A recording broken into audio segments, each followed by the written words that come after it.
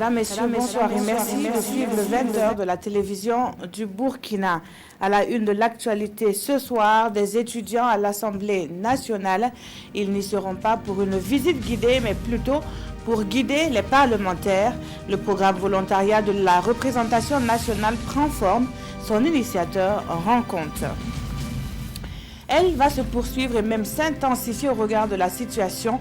La riposte contre les maladies épidémiologiques est revisitée à Ouagadougou. Les acteurs du monde sanitaire s'appuient sur les cas de méningite déclarés dans la région de l'Est, ainsi que sur le plan élaboré pour faire face à ce genre de crise sanitaire.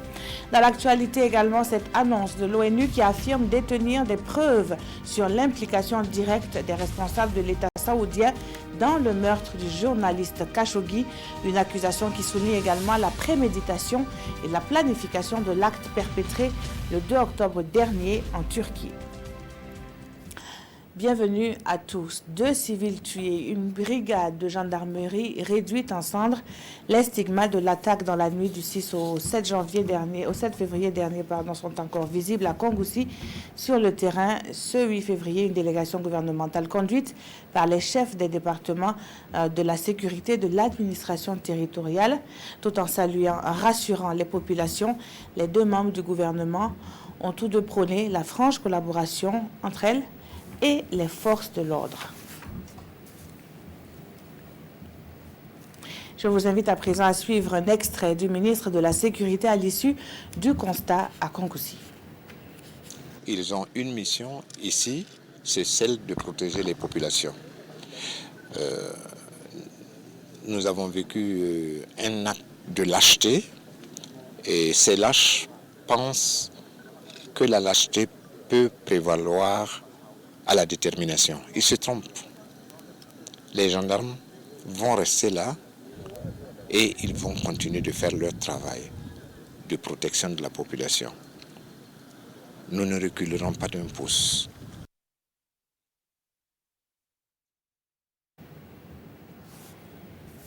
Voilà donc des propos et des images recueillies par Koualen Ebié et Olopoda qui reviendront plus en détail sur cette visite dans nos prochaines éditions.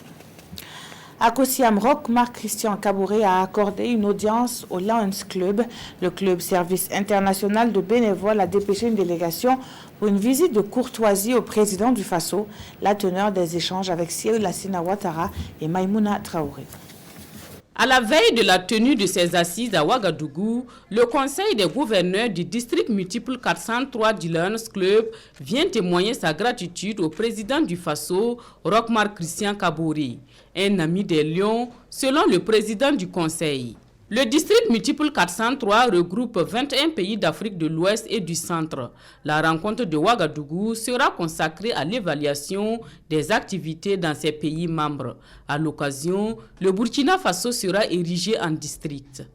L'intérêt d'un pays district d'abord, c'est que ça prouve que ce pays, au sein de notre association, est en pleine croissance parce qu'il y a des critères.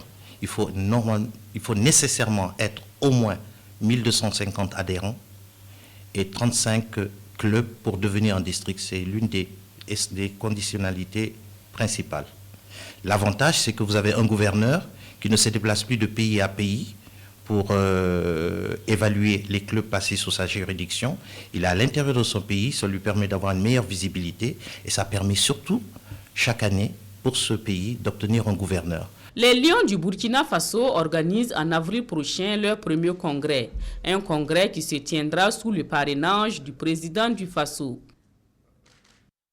Et puis ce communiqué de presse de la direction de la communication de la présidence donc, du Faso, la 32e session ordinaire de la conférence des chefs d'État et de gouvernement de l'Union africaine se tiendra le 11 février 2019 à Addis Abeba sur le thème réfugiés, rapatriés et personnes déplacées dans leur propre pays vers des solutions durables au déplacement forcé en Afrique. Le président du Faso prendra part à ce sommet qui prévoit également une réunion de haut niveau sur les mutilations génitales féminines.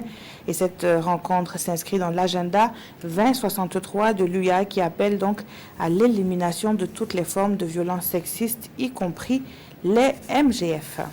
Le président du Faso quitte Ouagadougou demain samedi 9 février pour Addis Abeba. À la primature, le chef du gouvernement poursuit ses consultations avec les institutions en charge du dialogue social. Ce 8 février, le médiateur du Faso a remis plusieurs rapports annuels d'activité. Il en ressort que près de 600 dossiers de réclamation sont encore en suspens du fait d'une faible collaboration avec l'administration. Les précisions avec Paul-David Bambara et Aruna Marie. Le médiateur du Faso remet 3 rapports au Premier ministre. Ces rapports concernent la période 2015, 2016 et 2017. Sur les 445 dossiers de réclamation reçus en 2015, 302 sont toujours en instruction. En 2016, le médiateur du Faso relève dans son rapport une faible collaboration de l'administration. En 2017, 67 dossiers ont connu un dénouement heureux. C'est aussi l'occasion pour Saran Sérimé de parler de la vie de son institution à Christophe Dabiri. Je pense qu'il y a beaucoup de perspectives quant à la collaboration qui doit évidemment plus s'affirmer et être vraiment plus proactive. Nous avons également échangé sur les différentes problématiques auxquelles sont exposées les institutions, mais surtout sur cette collaboration entre les institutions et le pouvoir exécutif, c'est-à-dire le gouvernement. Comment nous pouvons davantage échanger et comment nous pouvons avoir des réponses plus actives quant à nos différentes correspondances que nous envoyons aux différents ministres. Par rapport à 2016, le nombre de dossiers enregistrés en 2017 est en hausse de 18%. Pour Saran Sérimé, son institution a toute sa place pour éviter les abus de pouvoir et protéger le citoyen. Nous sommes les défenseurs et les avocats des citoyens face justement à la superpuissance de l'État et nous sommes tenus de jouer ce rôle d'interface pour que nous puissions vraiment répondre et porter vraiment les préoccupations de ces populations. Après le bouclage de ces 3 rapports, le médiateur du Faso dit sa télé pour la remise prochaine de son rapport 2018. Un mois présent sur la visite officielle du président de l'Assemblée nationale en Turquie, Alassane Balasakandé y a multiplié les séances de travail, dont un tête-à-tête avec son homologue turc. Suivez plutôt les propos du chef du Parlement de Turquie.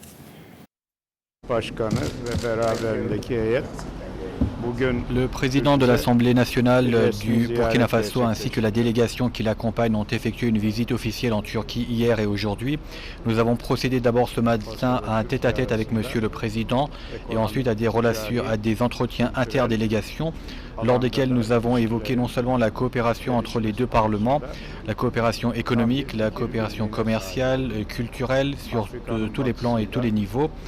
Nous voulons développer encore davantage cette coopération avec le Burkina Faso qui est un ami important se trouvant dans l'Afrique de l'Ouest et qui est le pays, comme votre nom le dit, des gens heureux. À travers ce groupe d'amitié parlementaire, nous pouvons jouer sur la diplomatie parlementaire et faire en sorte que nous coopérions sur les aspects régionaux, sur les questions internationales. Nous souhaitons passer les salutations des 82 millions d'habitants turcs au peuple du Burkina Faso et leurs meilleurs amis. Les images rapportées par la direction des médias de l'Assemblée nationale. Une déclaration mensongère. C'est ainsi que les responsables du MPP de l'arrondissement 7 de Ouagadougou qualifient les déclarations d'un de leurs ex-camarades. En effet, Olivier Tapsoba, démissionnaire du mouvement du peuple pour le progrès, tout en dénonçant une gestion opaque de la dite section, annonce qu'il s'en est allé avec plus de 600 camarades. Que nenni, rétorquent les responsables du parti de l'arrondissement 7. La suite dans ce compte-rendu de Idrissa Warga avec Ismaël Diloma Sirima. Militants du MPP de l'arrondissement 7 de Ouagadougou sont au nombre selon le bureau qui dit n'avoir pas enregistré de démission. Le bureau a seulement constaté la défection de 2 de ses membres. Ils sont taxés ici de mener la politique du ventre. À chaque fois qu'il y a une activité au sein du parti, si je l'appelle, dire de former la jeunesse, il me dit, si tant que je n'envoie pas des unités ou du carburant, lui ne dirait à personne. C'est parce que lui ne peut pas comprendre qu'on est au pouvoir, donc s'il y a une activité, l'argent doit couler. Donc ce qui veut dire que l'ambition de Olivier, c'est l'argent ou rien. Selon le bureau, les accusations de celui qu'ils appellent leur ex-camarade sont totalement fausses. Pour lever tous les doutes sur la question des démissions au sein du MPP, section arrondissement 7 de Ouagadougou, le bureau demande une confrontation. Si Olivier a démissionné avec 627 personnes de nos militants, nous allons le dire, de nous présenter tous les lettres de démission de ces 627 personnes-là et nous envoyer la liste pour que nous puissions vérifier si c'était nos militants ou pas. Dans le cas contraire, nous allons déposer une plainte pour diffamation parce qu'elle est en train de salir le nom du parti au profit des autres partis. Le bureau du MPP de l'arrondissement 7 de Ouagadougou demande à leurs ex-camarades de restituer les biens du parti qu'ils ont en leur possession. Et puis reprise ce jour du procès du putsch de septembre 2015 avec l'audition des témoins. Le colonel-major Salif Tengueri et le contrôleur général de police Lazare Tarpaga étaient à la barre. L'un parle du processus de désarmement de RSP et l'autre, alors DG de la police nationale, éclaire sur le rôle de l'institution au moment des faits. On fait le point avec Zoubaviel David Dabiré. Ambiance houleuse ce matin au tribunal militaire de Ouagadougou. Lazare Tarpaga, directeur général de la police nationale au moment du putsch, est à la barre. Il est le 18e témoin cité par le parquet militaire. Après son serment, le contrôleur général de police relate son vécu des événements du 16 septembre 2015 et jours suivants. Dans la journée du 16 vers 14 h, j'ai reçu un SMS du directeur du cabinet de la présidence du Faso m'informant que les autorités étaient arrêtées par les éléments du RSP, commence le témoin qui dit avoir cru à une énième crise. Mais vers 17 h, il dit avoir reçu des appels du général Djendjéré, l'instruisant de l'accompagner. Il m'a même dit de faire poster mes éléments au carrefour de la télévision BF1 et d'inverser la place de la nation en vue de disperser les manifestants, poursuit l'ex-directeur général de la police nationale. Par mesure de prudence, je lui ai répondu bien reçu au téléphone, mais j'ai envoyé mes éléments dans d'autres lieux avec comme instruction de ne traquer que les casseurs et les pilleurs, précise Lazare Tarpaga. Dans la journée du 17 septembre 2015, il dit avoir signifié au général Djendjéré le manque de moyens pour l'accomplissement des missions de patrouille. C'était une méthode dilatoire pour ne pas exécuter ses ordres, soutient le chef de police. Malgré tout, joint au téléphone par le capitaine Abdoulaye Dao, il dit avoir reçu, par le biais d'un de ses agents, la somme de 1 million de francs CFA. Du matériel de maintien d'ordre et du carburant ont été également fournis par le RSP. Mais je n'ai jamais instruit de patrouille ni de couvre-feu, soutient Lazare Tarpaga. Et pour étayer son propos, il rappelle au tribunal son refus catégorique aux sollicitations du colonel-major Borema Kiré d'envoyer une équipe pour démanteler la radio-résistance. Après la déposition, le parquet militaire fait observer qu'avant même les médiations, le général demandait de l'aide pour, je cite, son putsch. C'est la preuve que c'était une action planifiée, martèle le parquet militaire avant d'interroger le témoin. Mais pourquoi vous n'avez pas dit non au général quand il sollicitait votre accompagnement dans la soirée du 16 septembre 2015 ? Dans mon éducation, on m'a enseigné la prudence. Et vu l'homme, on ne pouvait pas opposer un refus catégorique, martèle le témoin. La salle éclate de rire. Le général Gilbert Djendjéré, le colonel-major Borema Kiré et le capitaine Abdoulaye Dao sont appelés à la barre. Une confrontation aux allures d'altercation verbale s'engage entre les 4 responsables. Le capitaine Dao nie les faits à lui reprocher. Le colonel-major Borema Kiré embauche la même trompette. Le général Gilbert Djendjéré qualifie la déposition de Lazare Tarpaga de, je cite, prototype même du faux témoignage. L'audition du contrôleur général de police Lazare Tarpaga se poursuit le lundi 11 février 2019 à 9 h au tribunal militaire de Ouagadougou. Mais un peu plus tôt dans la matinée, le colonel-major Salif Tengueri, responsable de la commission technique en charge du désarmement du RSP, était à la barre. Il relate au tribunal les hostilités auxquelles ses équipes ont fait face lors du processus de démantèlement du RSP. Il reconnaît une implication des officiers comme Abdoulaye Dao, Hussein Zoumbri ou encore le rôle déterminant du sergent-chef Roger Koussoubé dans l'exécution de la mission. Il fustige par contre le sergent-chef Ali Sanou qui aurait avec des soldats perturbé le démantèlement. Appelé à la barre, Le sergent-chef Ali Sano s'inscrit en faux contre les propos de l'officier supérieur. Et puis cette information en bref parvenue à notre rédaction, selon une source judiciaire, le Conseil d'État a rendu une ordonnance de référé qui ordonne le sursis à exécution du décret de révocation des 10 GSP en attendant le jugement au fond. Du programme volontaire de l'Assemblée nationale. On en parle à présent. Il vise à faire des étudiants burkinabés des ambassadeurs de la représentation nationale.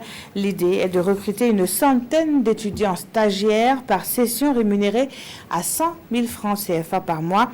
Le projet a été présenté aux bénéficiaires dans l'après-midi de ce vendredi, le compte-rendu, avec Daouda Ouattara et Aboubakar Sayon.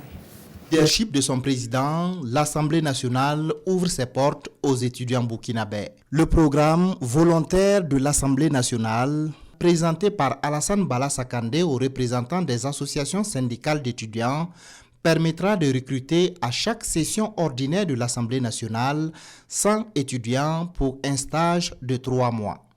Les étudiants stagiaires seront rémunérés à 100 000 francs CFA par mois. Ce programme, dans un premier temps, permettra du moins aux étudiants de pouvoir faire une immersion en ce qui concerne ce cas précis à l'Assemblée pour savoir comment le travail parlementaire se passe, voir comment les députés travaillent et d'être comme des relais de l'Assemblée nationale en ce qui concerne ce qu'ils ont pu voir au niveau de l'Assemblée. Ça permet aussi à ces étudiants de participer à l'édification de la démocratie dans notre pays. Vous savez que l'Assemblée nationale, comme on le dit, est le temple de la démocratie.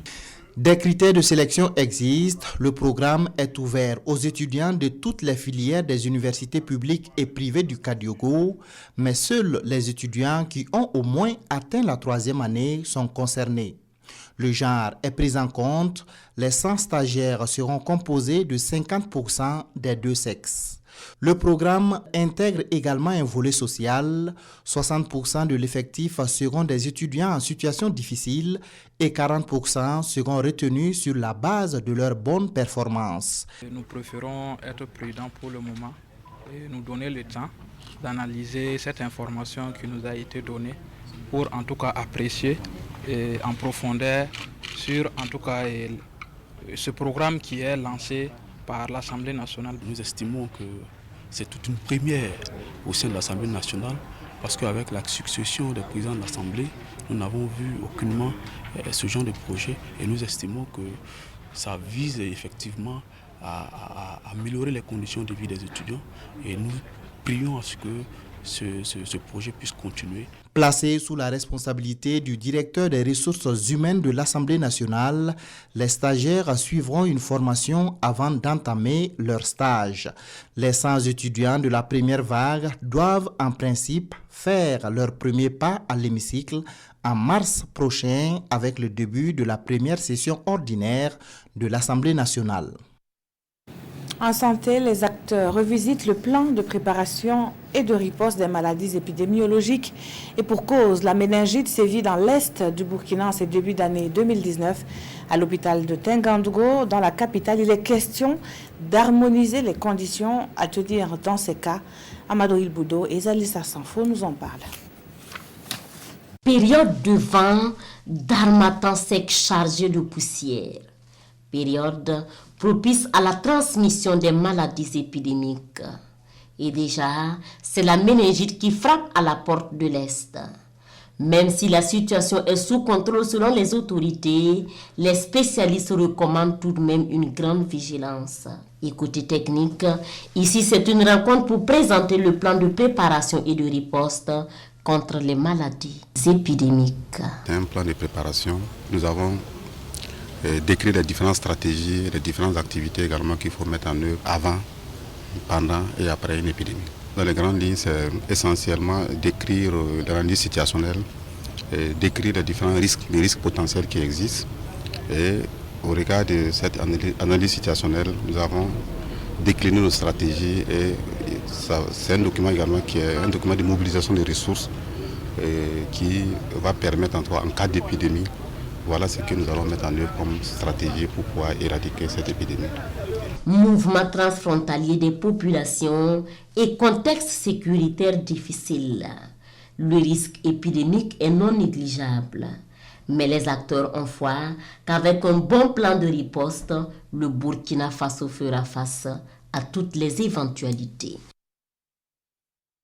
Centres universitaires, la trouvaille du gouvernement pour rapprocher les universités des étudiants et ceux dans des filières porteuses. Celui de la ville de Tenkodogo est officiellement fonctionnel depuis ce 7 février.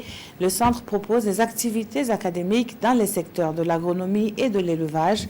Les 82 élèves qui y sont inscrits seront dans les années à venir les premiers étudiants de la future université de Tenkodogo selon la vision du gouvernement. Désiré Ilboudo, Dahandi Banga et Ibrahim Sano. Le ministre en charge de l'enseignement supérieur lance officiellement les activités académiques du Centre universitaire polytechnique de Tenkodogo. Une action qui vient concrétiser l'engagement de l'État à rapprocher l'enseignement supérieur des étudiants, à entendre le ministre.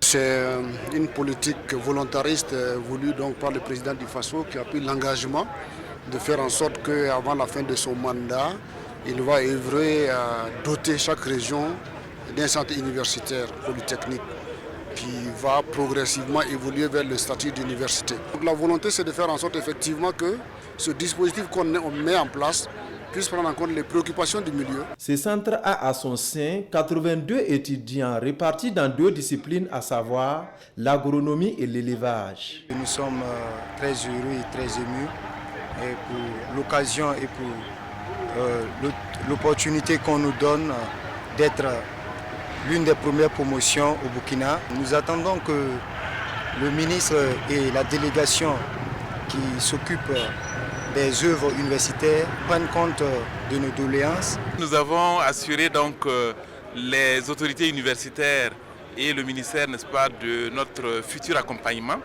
Mais nous avons aussi adressé aux étudiants, nous avons souhaité vraiment qu'ils soient de vrais modèles. Cette cérémonie a aussi été l'occasion de visiter les centres universitaires ainsi que les sites de la future université de Tenkodogo. Et les premiers bâtiments vont sortir des terres d'ici les festivités du 11 décembre prochain, prévues pour se tenir à Tenkodogo, foire du ministre. À Ouagadougou, c'est la maison de l'entreprise qui se veut plus proche de ses usagers. Elle étend ses centres de formalité des entreprises, en abrégé CEFOR. Un nouveau vient justement de lancer ses activités à Ouagadougou, le deuxième de la région du centre. La cérémonie officielle avec Nong Bakouda et Kadi Sanogo. Cette coupure de ruban marque l'ouverture officielle du deuxième bureau des centres de formalité des entreprises CEFOR de la région du centre. Il est situé dans les locaux de la délégation consulaire du centre sur l'avenue Bassawarga. Désormais, les opérateurs économiques de la capitale pourront accomplir dans ce nouveau cadre toutes les formalités nécessaires au démarrage de leurs activités. Qui parle de formalité parle de temps quand même d'acquisition de certains dossiers. Et ce temps est très réduit à ce niveau-là et ça permet à tous ceux qui veulent créer une entreprise, radier une entreprise, d'être très proche de nous, ou ceux qui veulent introduire d'autres dossiers en un seul lieu, en un seul interlocuteur pour gagner du temps, qui gagne du temps, gagne de l'argent. L'ouverture de ce bureau du CEFOR a été bien accueillie par le représentant des professionnels du droit. Sentiment de gratitude envers la chambre consulaire, envers la délégation régionale du centre, pour avoir abrité ce guichet qui est réservé aux professionnels du droit. Vous ne savez pas le temps que nous perdions à l'ancien quand nous étions confondus avec les promoteurs. Donc ça faisait du temps perdu.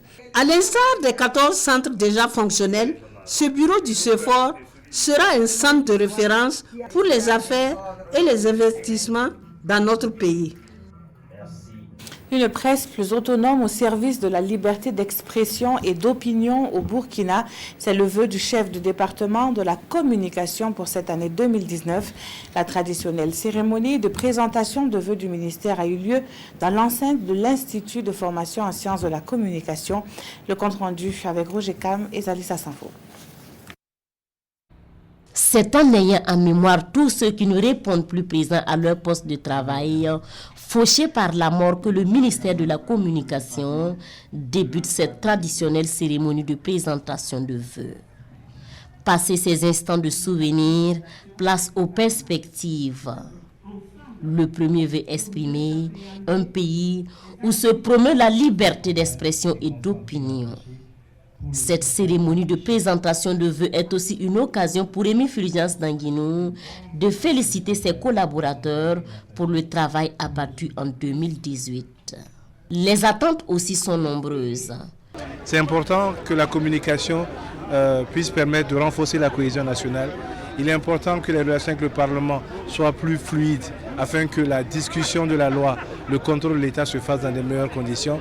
Il est important que nous travaillions à ce que la presse, qu'elle soit publique comme privée, ait des bases juridiques et financières solides pour assurer la liberté d'expression et la diversité des opinions dans notre pays. La couverture sur toute l'étendue du territoire par la TNT et le droit d'accès à l'information restent également des défis à relever. La TNT est une priorité, pas parce que la couverture n'est pas faite, parce qu'aujourd'hui nous avons construit les 35 sites nécessaires. Il y a des sites qui ne sont pas allumés pour des questions d'électricité ou des questions de positionnement dans les zones aujourd'hui sensibles. Mais il y a également un aspect important, c'est la loi sur l'accès aux documents administratifs. Cette loi est une nécessité pour faciliter le travail de la presse, mais pas seulement celui de la presse, de tous les Burkinabés qui ont droit à une information juste, à avoir accès à des documents.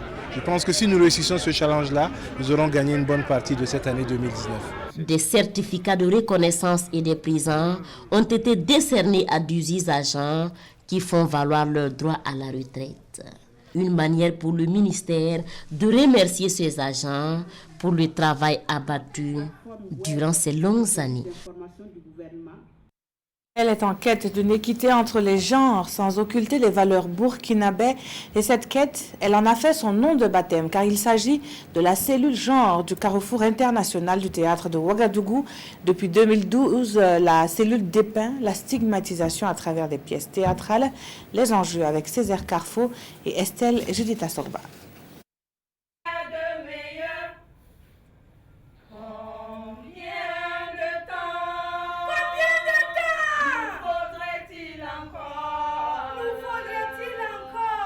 Débuté le 28 janvier dernier, les projections théâtrales se poursuivent au Carrefour international du théâtre de Ouagadougou-Cito. Dans la soirée d'hier, les spectateurs ont eu droit à une présentation dénommée Quête. Sur scène, la cellule genre du Cito présente une femme soumise et stigmatisée. Une manière pour cette compagnie théâtrale d'interpeller à l'éveil des consciences et à la promotion du genre.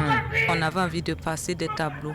On n'avait pas envie forcément de faire une histoire où les gens voient c'est le même espace et tout. On s'est dit c'est les brimades des femmes qu'on veut montrer dans la société et ça se passe sur plusieurs trucs et on a essayé de faire ça comme si c'était un truc qu'on ouvrait un livre. Donc c'est des tableaux qu'on montre et on feuillette. Voilà pourquoi vous voyez qu'il y a deux espaces qui essaient de montrer plus les brimades que vivent les femmes. Et au milieu de ça, le seul espace total qu'on a utilisé, c'est la tradition, l'emprise de la tradition sur nous. C'est la tradition qui fait aussi que les hommes pensent qu'ils sont supérieurs à nous. Ce n'est pas forcément les hommes qui le font, mais c'est nous-mêmes femmes qui l'inculquons aux filles et aux garçons depuis leur naissance et ils grandissent avec, d'où cette inéquité. Et donc nous, c'est aussi de montrer que quelque part, nous sommes tous responsables sans le savoir. Cette scène, au-delà de son aspect comique, touche la sensibilité des spectateurs. J'ai vu vivre ma grand-mère, j'ai vu vivre ma mère et je suis un tout petit peu aussi moi-même dedans en tant que femme mariée et en tant aussi que femme entrepreneur parce qu'il y a une partie qui parlait des femmes mariées, de ce que les femmes mariées subissent dans leur foyer au jour le jour. Personnellement, j'ai retrouvé des choses jouées ici et qui se sont passées dans ma vie. Quand vous avez vu la première scène où le petit garçon refuse de faire quoi que ce soit dans la maison, il se range derrière son père, il donne des ordres à sa petite sœur. Toutes les parties nous parlent en tant que femmes. Les projections théâtrales se poursuivent sur scène chaque jour aussitôt avec des thématiques variées jusqu'au 8 mars prochain. Et je vous le disais, l'ONU accuse Riyad d'avoir planifié et perpétré l'assassinat du journaliste saoudien Jamal Khashoggi dans les locaux de l'ambassade saoudienne en Turquie. La rapporteure spéciale de l'ONU sur les exécutions extrajudiciaires a affirmé hier jeudi détenir des preuves montrant que le meurtre avait été commis par des représentants de l'État saoudien. Le rapporteur spécial des Nations Unies pour les exécutions extrajudiciaires assure détenir les preuves que le meurtre du journaliste Jamal Khashoggi a été commis par des représentants de l'Arabie saoudite. Dans son communiqué publié à son retour d'une mission en Turquie, Agnès Kalamar évoque la préméditation et dénonce l'utilisation de l'immunité diplomatique pour couvrir le meurtre en toute impunité. L'éditorialiste Jamal Khashoggi a été assassiné le 2 octobre dernier dans les locaux du consulat saoudien d'Istanbul. Riyad impute le meurtre à des éléments incontrôlés et le procès de 11 suspects s'est ouvert début janvier en Arabie saoudite. Le procureur général a requis la peine de mort pour 5 d'entre eux. Et merci d'avoir suivi ce journal qui s'achève. Très bonne suite de programmes sur la télévision du Burkina.